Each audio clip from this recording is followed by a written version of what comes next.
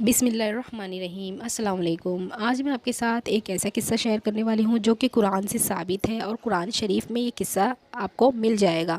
یہ قصہ ہے حضرت یونس علیہ السلام کا۔ حضرت یونس علیہ السلام کو مچھلی نے جو نگل لیا تھا اور حضرت یونس علیہ السلام 40 دنوں بعد مچھلی کے پیٹ سے صحیح سلامت باہر آئے تھے۔ آخر ایسی کیا وجہ تھی کہ ایک مچھلی نے جو ایک نبی کو نگل لیا تھا؟ تو آپ کو اس ویڈیو میں پوری معلومات ملے گی، پوری نالج ملے گی۔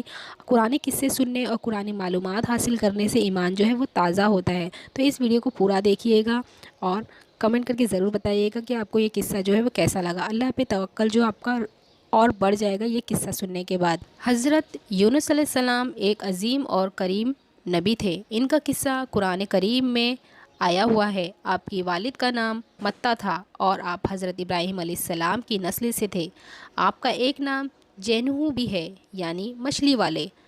حضرت یونس علیہ السلام کو مچھلی والے کیوں کہتے ہیں؟ آئیے پورا قصہ سنتے ہیں۔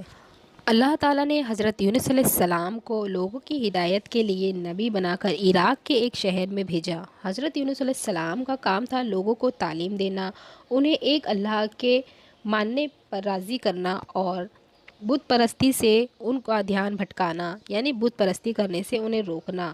حضرت یونس علیہ السلام نے لوگوں کو ایک اللہ کا پیغام دیا اور بت پرستی نہ کرنے کی تاکید کی، لیکن وہ لوگ نہیں مانے اور حضرت یونس علیہ السلام کو بہت زیادہ تنگ کرنے لگے۔ نتیجتاً حضرت یونس علیہ السلام نے لوگوں سے بہت بیزار ہو گئے اور شہر چھوڑنے کا فیصلہ کیا اور وہاں کے لوگوں کو کہہ دیا کہ میں یہاں سے جا رہا ہوں، اگر تم لوگوں نے بت پرستی بند نہیں کی تو اللہ کا عذاب آ کر رہے گا۔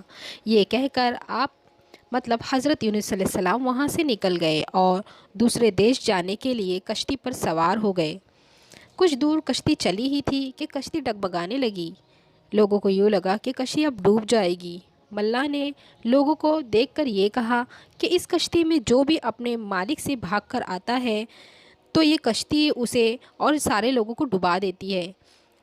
یہ سنتے ہی حضرت یونس علیہ السلام نے کہا کہ ہاں، میں ہی اپنے مالک سے بھاگا ہوا غلام ہوں، یعنی حضرت یونس علیہ السلام اللہ کے احکام سے بھاگ کر کہیں اور جا رہے تھے۔ جیسے ہی کشتی پہ سوار لوگوں نے یہ سنا تو انہوں نے حضرت یونس علیہ السلام سے اس کشتی سے اترنے کے لیے کہا۔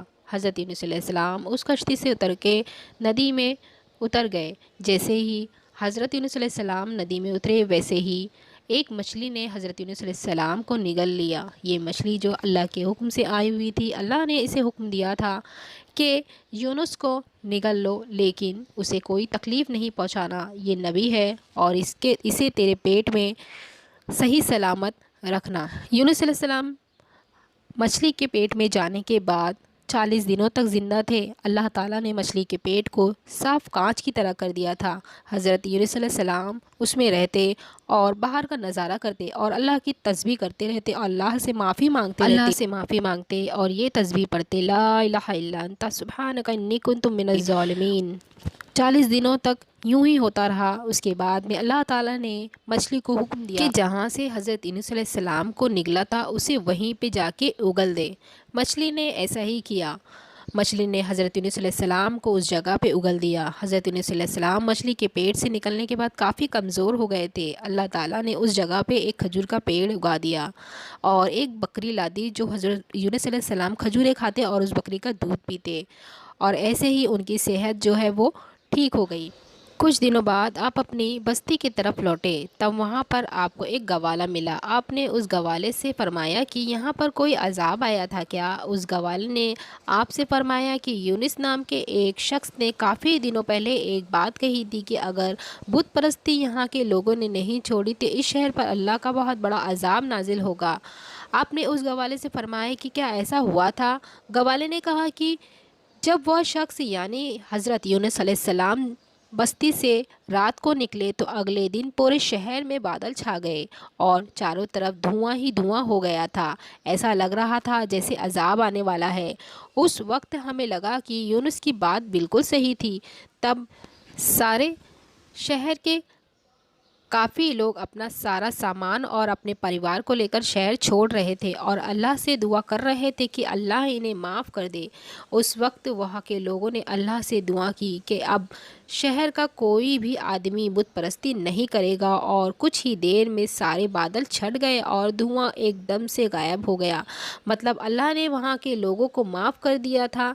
यह सुनकर आप हज़रत यूनुस अलैहिस्सलाम ने गवाले से कहा, मैं ही यूनुस अलैहिस्सलाम हूँ। यह सुनकर गवाला आपके कदमों में झुक गया और आपसे माफ़ी मांगने लगा। इस तरह आप वापस अपने शहर की तरफ लौटे। उसके बाद आपने वहाँ पर इस्लाम का परचम लहराया और वहाँ के सभी लोगों को एक अल्लाह की इबादत के लिए बताया।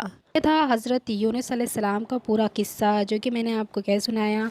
इससे यही एक बात साबित होती है कि अल्लाह ताला के आगे इस्तग़फ़ार करने से, उससे माफ़ी मांगने से अल्लाह ताला अपने बंदों को और हर किसी को जो माफ़ फरमा देता है।